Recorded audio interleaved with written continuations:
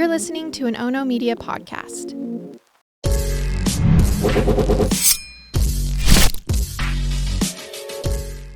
Good morning, and thanks for joining me for Rise in Crime, your morning caffeine hit all about crime. I'm Mama Jules, and let's turn to this unsettling story from Myrtle Beach, South Carolina. And let's just start right off by listening to what the pastor of the Solid Rock Church said to his congregation a week ago. This after he had preached 2 sermons, each one for an hour. Today, instead, I'm going to have you stand up, and I'm going to make an announcement. And after the announcement, I'm going to ask that you leave church quietly and don't talk about the announcement here in the building, please, if you can. So y'all can stand to your feet. Before I make the announcement, I also want to say that my request to you is that you will continue to come to church and serve and give for the next little bit. 'Cause I don't want to have. I'm taking a little bit of a break, and I don't want to have to worry about the church. My break may be a few days, a few weeks. I don't know. I got a call late last night. My wife has passed away. And it was self-induced, and it was up in North Carolina. And we're going to have a funeral for her next Sunday here at 3 p.m. And so it's all I can. I'm just kind of going on adrenaline right now. So y'all pray for me and my kids and everybody. And y'all knew that she wasn't well mentally, and that she needed her medicine that was hard to get to her. And so I'm sure there'll be more details to come, but just keep our family in your prayers. And I'm going to let Pastor Randall, my bishop, he can pray. I'll get him a microphone, he'll pray out. And if you have anything you want to share as well. Now, if you're concerned about this death announcement, then you're not alone. Micah Miller's family are begging people to not listen to the media or to reports from anyone other than the family because, according to them, despite what Pastor John Paul Miller told his congregation last Sunday, the family says the gunshot wound to Micah is being investigated and has not been ruled a suicide. So who is 30-year-old Micah? Well, she is the second wife of Pastor John, and that made her the stepmother to 5 children. Micah and John met in 2009, 3 years after John had started his own church in just a local library. Well, after joining that church and being friends for years, the two married in 2017. John and Micah did not have children of their own. Her Facebook intro ominously says, quote, "Seek justice, love mercy, walk humbly with your God." Now, through her social media and her family, we have learned that the last year has been tumultuous. Micah filed for divorce from John Paul in October of last year. The case was dismissed in February, but just a few days after the dismissal, John Paul filed for separate support and maintenance. Okay, it seems he was seeking support because the couple were still married, yet living separately. Now, this is a little confusing, because her job seemed to be tied to the church where she worked as a worship leader and a graphic designer, a youth leader, and as the pastor's assistant. So I'm not really sure what maintenance he is looking for from his estranged wife. But it does seem it was around this time that Micah disappeared from her role in the church. She was with her family, and it is unclear what that time included. But she did post this video on her social media in March. Hey everybody, I just want to let you know that I'm alive and well, and life's been kind of crazy the couple past weeks, months, years, but I've kind of had to keep my circle really small for the past couple weeks just because I'm going through a lot, and it's hard, and it's my cross to bear. It's the thing that God has put in my life to deal with, and I don't want to bring a lot of people into it. I'm so thankful to God for a strong family and the friends that God has put in my life to be there for me at this time. I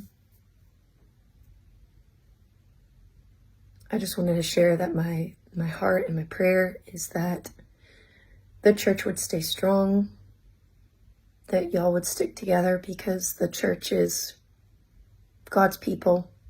It's not a man, it's not a person, it's not me, it's God's people. the bride of Christ. And there's a lot of really good people in the church that that I just hope would continue on, press toward the calling, run your race, stay encouraged, stay in your word, keep worshiping. Like I can't wait to worship again with everybody, but for now I'm just worshiping with me and Jesus. Then 4 days later, she posted this video. So today my heart's a little heavy. I've had a lot of women that have reached out to me about situations of abuse. And I just want to tell you what a lot of people have told me lately and reminded me, because I think I forgot. I knew, but I pushed it in the back of my head just because of my situation. But you are the bride of Christ. Before anybody else's bride, male or female, it doesn't matter. It doesn't matter what gender you are. Abuse is abuse. And you are the bride of Christ. And my Bible says that he took all the abuse you could think of for you so that you didn't have to live that life of slavery and bondage and pain. Jesus took it all for you. So you don't have to stay in a abusive relationship, whether that's sexual, whether that's somebody forcing you to take illegal drugs. Now, many people are reading into these videos, and it's easy to do so, but there is a lot we still do not know. 2 weeks after these videos were put up on her Facebook, Micah filed her own separate support and maintenance, and that hearing was scheduled for June 5th. Then, 1 week before her death, she posted pictures on her social media where she was seen getting baptized in the ocean. Now, the photos are tagged with another South Carolina church, and that means it's not the one led or started by her husband, John Paul. Then on April 27th, Micah was found in the Lumber River State Park in Robeson County, North Carolina. She had a single bullet wound to her head. Now, the park is about 1.5 hours north of her home in Myrtle Beach, and that was just 24 hours before the sermon and the announcement that I played for you at the beginning of this story. John Paul then went on to tell WPDE that Micah had struggled with suicide before. He said each time he would take her to the doctor and they would get her through it and everything would be fine. In that same interview, he said that Micah was the greatest wife anyone could ask for. Now, Micah's family was incredibly disturbed by the announcement during the sermon and the declaration that John Paul made about Micah taking her own life. Her mother had previously started a Facebook page called Voices in the Wilderness, and that page seemed to be like a place that was loaded with spiritual messages and testimony about Jesus. But since Micah's death, on that Facebook page, her mother has declared that a no contact order was filed just days before Micah's death. Micah was creating distance between her and John Paul. And then she posted the obituary for her daughter. And in that post, she wrote the following, #Justice for Micah. And she then wrote that she wasn't happy about the self-serving, third-person sounding obituary, but that she would post it anyway. And I believe she means that John Paul, who, remember, is actually still Micah's husband, wrote that obituary. Well, in the obituary, it says that Micah and John Paul spent nearly every day and night together since they were married. It also said Micah would praise her husband after every church service, telling him he was the best preacher in the world. Then, in parentheses, it says, even if it wasn't true. Then the obituary goes on to say that Micah would tell her preacher husband that he was the funniest preacher in the world. And then, in parentheses, it says, even though that wasn't true either. Now, towards the end of the obituary, it says that Micah loved her ice bath, her nice car, her sauna, her house. But more than anything on earth, her desire was to see people come to Jesus. Okay, again, it's very easy to read some snark or bite into this obituary that is probably written by her husband, but there is still a lot we don't know. Most specifically, was that gunshot wound self-inflicted? Okay, one last part about the obituary. Her service was held yesterday at the Rock Solid Church. I can't imagine how hard that was for the family if they are managing the complicated feelings they currently have for John Paul. So clearly, I will have more information about this story in future episodes. But I do want to leave you with this about Micah. In a selfie on April 9th, she wrote, "When terrible, terrible, terrible things happen to you, and y'all know what I'm talking about. RPF, resting peace face." Now, this search for peace was constant for Micah. It's apparent in her social media. So today, I'm going to have more RPF than RBF. And now to this story out of Missouri that involves sexual crimes against scouts. So listen with caution. The S-Bar-F Scout Ranch is renowned as one of America's finest scouting facilities. It includes 5,200 acres of pristine woodlands and a 270-acre natural water feature called Nims Lake. The camp also has 2 water slides, zip lines, and rope swings. And within the camp are 4 smaller scout camps. The main camp has access to 16,000 square feet of a dining hall. And then the other camps have smaller dining areas. All the camps have access to 13 shooting stations for both trap and skeet. So everything I just told you, that sounds wonderful for young boys and now girls to experience. And for the majority, I'm sure it has been. But back in July of 2021, when scouts and their leaders were cleaning out restroom stalls, they found cameras duct taped and hidden inside the paper towel dispensers. And those cameras were positioned to gain footage of the interior of the bathroom and shower stall. Now, leaders immediately called the St. Francois County Sheriff's Department, and they began watching to see if someone would come to retrieve the 2 cameras. Well, later that day, 41-year-old David Lee Nelson was spotted holding his cell phone up near the bathrooms. Then David walked into the bathrooms where the cameras had been previously hidden. He was approached by law enforcement, and when asked why he was using his phone near the bathrooms, he said he was searching for his cell phone charger. He told authorities he had accidentally left that charger in a shower stall. But once the footage that was stored on the cameras was reviewed, David's face was plainly visible as he was hiding the cameras. Now, the footage also included multiple videos with at least 5 children. The victims were both male and female, and the content was deemed sexually explicit. But the charges verified that none of the campers who ranged in the age from 11 to 15 years old, well, none of them knew they were being filmed. Back in January, David pleaded guilty to 2 counts of production of child pornography and 2 counts of attempted production of child pornography. On Thursday, David was sentenced to 22 years in federal prison. He was ordered to pay $55,000 to the victims for prevention programs and $6,810 for counseling for the victims. Now, once released from prison, he will be supervised for life, and he is barred from having contact with minors without permission. You guys, this is such a hefty sentence, and I'm applauding it. It is probably my biggest sticking point with true crime, that crimes against children just aren't taken seriously. And in this case, this was serious. Now, during the sentencing, parents of the victims and the victims themselves testified, saying the abuse has left them unable to trust others. They also said they experience fear and discomfort every time they attempt to use a public restroom. David's attorney had asked that his sentence be for 15 years instead of 22 years.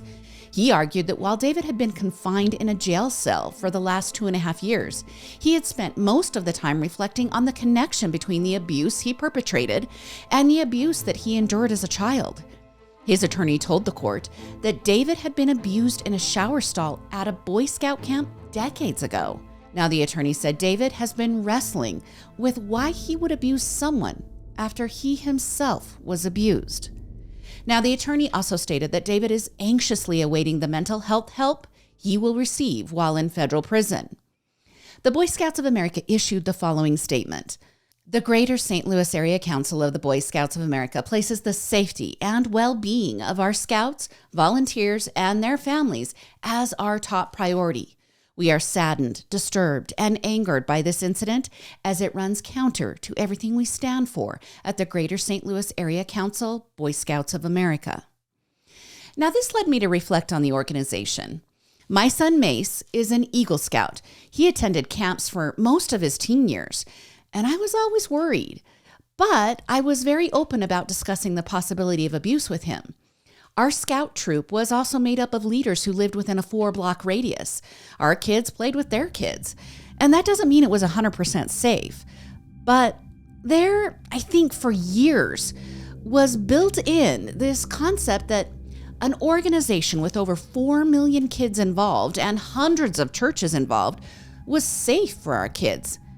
We now know through diligent reporting by both those abused and by journalists that hundreds of kids were abused. In 1991, the Washington Times published a major 5-part investigation into sexual abuse in the BSA. They reviewed court records from over 20 states. At that time, over 50 court cases against the BSA had been filed by families of molested boys. They discovered that 350 men had been banned for sexual misconduct from 1971 to 1986. So, you guys, that didn't even include the years where reporting abuse became more acceptable. Finally, in 2012, the ineligible volunteer files were made public. Now, these highly confidential documents that were nicknamed the perversion files included over 20,000 pages on 1,247 alleged sexual abuse cases within the organization. But guess what? Again, those, quote, perversion files, well, they only included information up to 1986. What about all the other years? In 2020, the Church of Jesus Christ of Latter-day Saints, who incorporated the scouting program in their youth ministries and who was the single highest sponsor of the BSA, well, they cut ties with the BSA. However, the church settled 7 lawsuits of alleged cover-up of sexual abuse in Arizona for $250 million. Now, the BSA has since filed for bankruptcy, and they have also established a compensation fund for those who have been abused. The BSA has since also implemented stricter volunteer practices that includes 2 deep leadership and specific abuse prevention training for all volunteers. If you want to learn more about the perversion files and the cover-up that existed with these top secret documents, you can watch the Netflix docuseries Scouts Honor. And speaking of uncovering child sex abuse, Dan Schneider is suing the ID docuseries producers of Quiet on the Set, The Dark Side of Kids TV. The lawsuit was filed in Los Angeles Superior Court, and it alleges that the portrayal of the 58-year-old producer of some of Nickelodeon's biggest shows was, quote, a hit job, and that the docuseries implied that Schneider, quote, sexually abused the children who worked on his television shows. Okay, first off, if you haven't seen the docuseries, I highly recommend it for true crime lovers. As a mother of 3 kids and now a grandma to one nearly 2-year-old, my heart just breaks for these child actors who felt like they had no option but to do what was asked of them. It was the trade-off for their fame. Well, in the docuseries that premiered March 17th, creators shined a light on a multitude of allegations from child actors and also members of the production team who claimed that they experienced abuse and sexism and racism, also inappropriate friendships between adults and children, and so much more. All of this was while working for Schneider's shows. In the 3rd episode of the docuseries, Drake Bell comes forward as the sexual abuse victim of Nickelodeon dialogue coach Brian Peck. Now, Peck was arrested in August of 2003 and then convicted in 2004 on charges of lewd acts with a child. During that court case, it was hidden who was the child that Peck abused. Well, Drake Bell revealed it was him in the 3rd episode of Quiet on the Set. Peck was sentenced to 16 months in prison. Now Schneider, who created programs like The Amanda Show and Drake and Josh and Zoe 101 and iCarly, well, he was never accused of outright sexual abuse, but the lines were blurred, at least according to the participants of the docuseries. Those participants claim that Schneider wrote in the scripts disturbing sexual innuendos that were just not suitable for young viewers. They also claim that working conditions were not tolerable, that Schneider would allegedly demand massages from the crew members, and that female writers were required to split wages. Now, if these demands weren't met, they allege they would have been fired from the crew. In a statement shared with USA Today last week, Schneider said, "After seeing Quiet on the Set and its trailer and the reactions to them, I sadly have no choice but to take legal action against the people behind it." The statement continues with the following. In their successful attempt to mislead viewers and increase ratings, they went beyond reporting the truth and falsely implied that I was involved in or facilitated horrific crimes for which actual child predators have been prosecuted and convicted. Then Schneider added, "I have no objection to anyone highlighting my failures as a boss, but it is wrong to mislead millions of people to the false conclusion that I was in any way involved in heinous acts like those committed by child predators. I owe it to myself, my family, and the many wonderful people involved in making these shows to set the record straight." Now, this isn't the first time that we've heard from Schneider. In March, after the release of the docuseries, Schneider expressed regret over some of his actions. He took responsibility for not recognizing the pain that some of his behavior caused certain colleagues and cast members. He also said he will regret and atone for his behavior for the rest of his life. But his court filing emphatically declares that Schneider is not a child sexual abuser. And it is worth pointing out that in the docuseries, Drake Bell does establish that he was never abused by Schneider. Now, this lawsuit will most likely take years to either settle or go to trial. I'll just keep watching and let you know if anything new arises. And a quick update to a story I brought you back on November 15th on Rise in Crime. It was then that I told you about the deadly boat fire off the coast of Santa Barbara, California, that killed 34 passengers. Well, the captain of that doomed vessel has now been sentenced for his crimes. Okay, this all happened back in September of 2019 when experienced divers were on a 3-day voyage near Santa Cruz Island when the boat caught fire while all 33 passengers were sleeping on the lower deck. 5 crew members were asleep on the top deck when, shortly after 3 a.m., one of those crew members awoke to flames. The captain and owner of the boat was 70-year-old Jerry Boylan. When all 33 passengers were trapped in the lower deck and could not get out, the crew abandoned the ship. One crew member was unable to get off the ship, and 2 crew members did return aboard and tried to save the passengers. But sadly, the captain was the first to abandon the ship, and he did very little to ensure the safety of his passengers. In November, he was found guilty of 1 charge of seaman slaughter. Last week, he was sentenced to 4 years in prison for the negligence that caused the 34 deaths. In a pre-sentencing report, prosecutors wrote the following. Boylan was the captain and master of the Conception, which allowed him to take passengers and crew members out to sea to remote locations, hours away from any help. He was entrusted with the safety and well-being of his passengers and training his crew to maintain the passengers' safety. When the fire was discovered on the Conception, Boylan was the first to abandon the boat by jumping into the ocean and ordered his crew members to abandon the boat without making any efforts to save the 33 passengers and 1 crew member, even after 2 other crew members returned to the Conception to look for survivors. Now, Boylan was accused of not having smoke detectors on board, as well as having items on board made of polyethylene, which are flame hazards when brought into contact with, say, something like a cigarette butt. Now, the crew was also not trained to handle emergencies.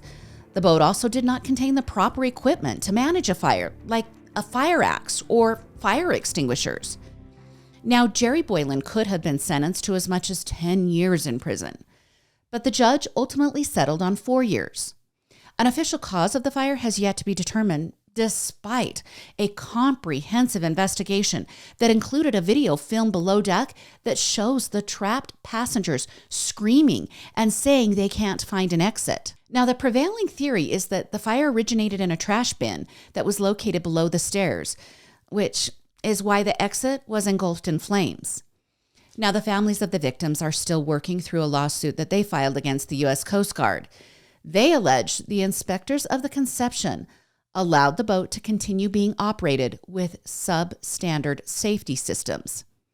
Okay, and what about that lighter sentence and the fact that the judge is allowing Boylan to not go to prison until his restitution hearing? Well, that left many of the victims' families infuriated. Robert Kurtz, whose daughter was the sole crew member to die, told the LA Times that there is no justice here. He's not even being reprimanded. He's still free. In the November episode on Rise in Crime, I highlighted many of the victims. I encourage you to go back and listen to hear about the passion that these people, both young and old, what they had, that passion for scuba diving, where they were enriched by the beauty in the deep water. Well, that's your Monday episode of Rise in Crime. Hey, why don't you guys find that RPF today? And while you're doing that, I'd truly appreciate it if you could like and subscribe to the podcast on all of the various platforms. And please leave a 5-star review if you're so inclined. They're greatly appreciated. You can join me again on Thursday for more morning crime news. I'm Mama Jules, and keep safe out there.